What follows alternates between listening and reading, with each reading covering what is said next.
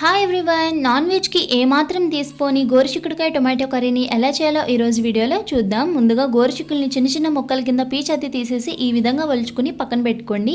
ఉల్లిపాయలు, కొత్తిమీర, టొమాటో, పచ్చిమిర్చి ఇవన్నీ కూడా చిన్న చిన్న ముక్కల కింద కట్ చేసేసుకోండి. ఆ తర్వాత ఒక రోల్ తీసేసుకుని అల్లం వెల్లుల్లి వేసుకుని మెత్తగా పేస్ట్ కింద దంచుకోండి. మీకు రోల్ అవైలబుల్లో లేకపోతే మిక్సర్ జార్లోనే వేసుకుని మెత్తగా పేస్ట్ కింద చేసుకోండి.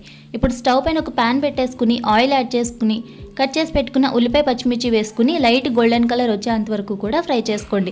ఆ తర్వాత ఒలుచుకుని పక్కన పెట్టుకున్నవి గోరుచిక్కుళ్ళు కూడా వేసుకుని ఒక 5 నిమిషాల పాటు మగ్గనివ్వండి. ఒక 5 నిమిషాలకి మగ్గిన తర్వాత కొంచెం పసుపు, మీ రుచికి తగినంత సాల్ట్ కూడా వేసుకుని అల్లం వెల్లుల్లి పేస్ట్ కూడా వేసుకుని ఒకసారి మొత్తం కలుపుకుని 2 నిమిషాల పాటు కూడా మూత పెట్టుకోండి.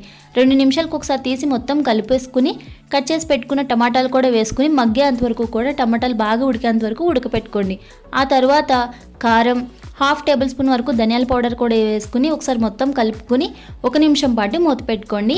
1 నిమిషం తర్వాత మూత తీసుకుని సరిపడిన వాటర్ కూడా వేసుకుని కట్ చేసి పెట్టుకున్న కొత్తిమీర కూడా వేసుకుని కొంచెం కసూరి మేతి కూడా వేసుకుని ఒకసారి మొత్తం కలిపేసుకుని దగ్గరకు వచ్చేంత వరకు బాగా ఉడకపెట్టుకుంటే కర్రీ రెడీ అయిపోతుంది. సబ్స్క్రైబ్.